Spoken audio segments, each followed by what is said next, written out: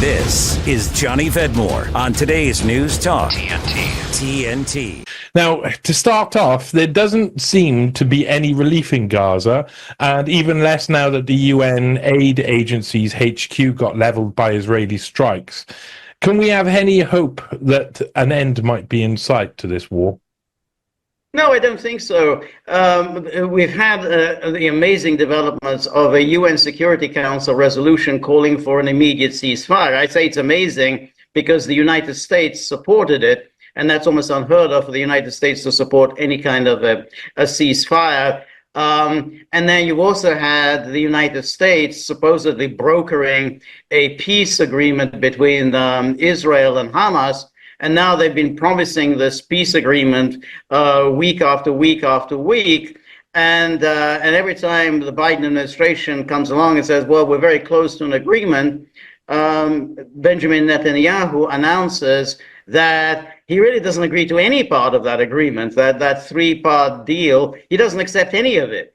His goal remains the same, which is the complete destruction of Hamas.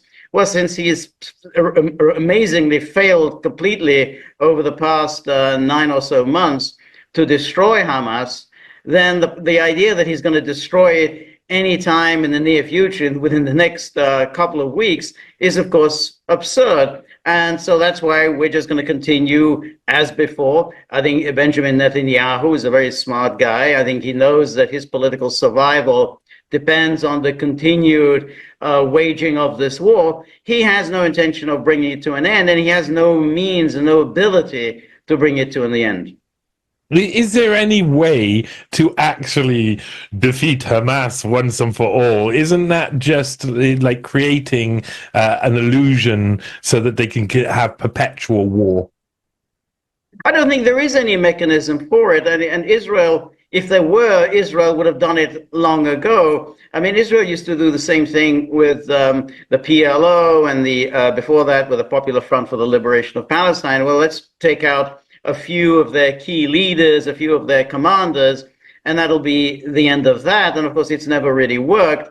Every time you take somebody out, there's going to be somebody else coming in to take his place, much in the same way that I thought Israel promoted the creation of Hamas as a kind of a rival to the PLO. And then it turns out, of course, the Hamas is a bigger headache than the PLO was. So even if, and we don't even know, I mean, they made this recent target of Mohammed Daif, killed about 90 innocents in trying to get this one person.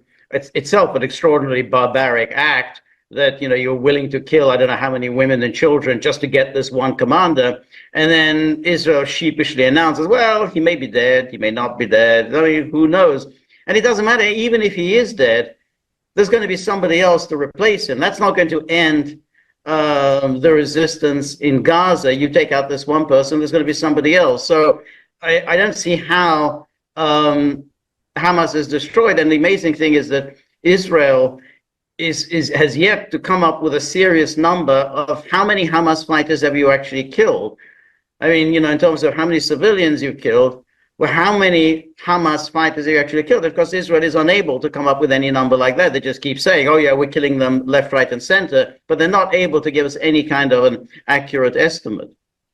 Yeah, it seems like an old game as well, because I think back to Moreno, who was one of Pinochet's right-hand men in Chile during the coup, saying, oh, we have to destroy all of the communists. And it's like you can't destroy people who, it's an ideology. You can't destroy the people attached to an ideology. People pick up ideologies all the time. I mean, this is just so basic, yet people are really, they just fall for this stuff. Decade after decade, you get the same lines being repeated from the same authoritarians who are basically after a form of genocide. Now, one of my astute viewers asked the other day whether a vote for Biden is a vote for more war in Ukraine and a vote for Trump is a vote for war with Iran. Do you think the individual candidates, or what do you think the individual candidates' impact will be in Ukraine and Gaza if they take office? Well, it's a very good question. I mean, I do think that in the case of Ukraine, I think a vote for Biden is a vote for more war in Ukraine. He himself personally is completely wedded to this Ukraine policy. It began, his involvement in Ukraine, started at the very least immediately after Maidan in the spring of 2014. He's been very actively involved in this.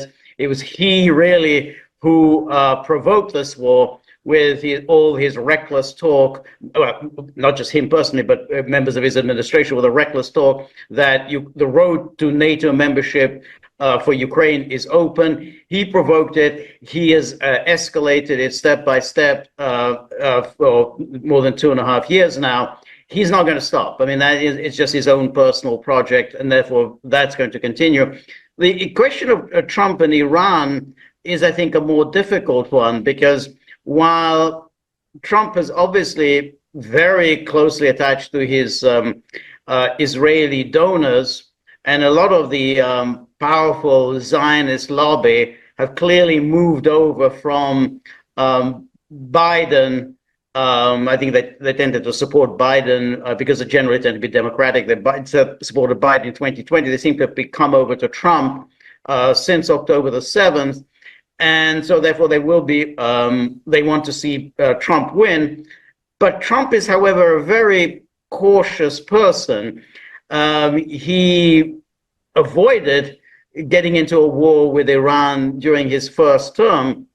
And so although he did provocative acts like walking out on the Joint Comprehensive Plan of Action, which was the nuclear deal, he assassinated General Soleimani, he, however, avoided getting entangled in a war. And I think that, he really doesn't want a war. Iran's a big country and it's a huge problem. And I think neither Iran nor the United States wants it. But, just because you don't want something, it may happen if just a few reckless acts, and particularly given that Israel would very much like to provoke a war between the United States and Iran. So you can't rule it out altogether. But I think Trump would probably try to make sure not to get involved in a war with Iran.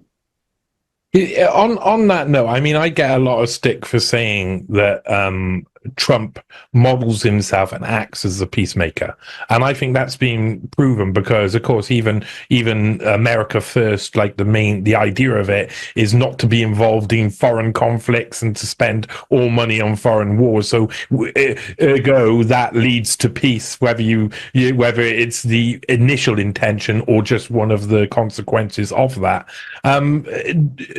Do you think that when you look at how Biden is and the policy in Ukraine is kind of barrel rolling into World War III, is Trump candidacy the only way at the moment to avoid that? Does that make sense to you? It does make sense, I think, in particularly in the case of Ukraine, because the way things are moving in Ukraine, I mean, it's like the position taken by the Biden administration, by NATO, is so extreme that it's hard to see how there can be any meeting of minds, how there could be any kind of a peace agreement between Russia and NATO. So essentially, a vote for Biden is a vote for continued escalation, and the more you escalate, the more serious weapons you send, the more you drop restrictions on the use of U.S. missiles on Russian territory proper, the more you're risking World War III. So there's absolutely a great danger that if Biden is reelected, that there will be a full-scale war between Russia and NATO. So I think election of Trump would be, I think, good news as far as, I think, the war in Ukraine is concerned, only in the sense that Trump would, at least in his initial few months, I think almost from the moment that he wins an election on November the 5th, even before he takes the oath of office, Trump, I think, will try to bring that war to an end. Now, whether he succeeds or not, that's a different question. I think there are a lot of powerful forces in the United States that will try to ensure that he fails, that the war continues. But I think Trump will make an effort, and it's clear even from his interactions with Hungarian Prime Minister Viktor Orban that he wants to get something going, some kind of a peace conference going, whereby at least the war can be frozen in place at a minimum. And I think Trump will try to do that. And again, we don't know whether that will succeed or not, but that's at least a hope. That's he at least offers a hope. Biden offers no hope. This is Johnny Vedmore on today's News Talk TNT.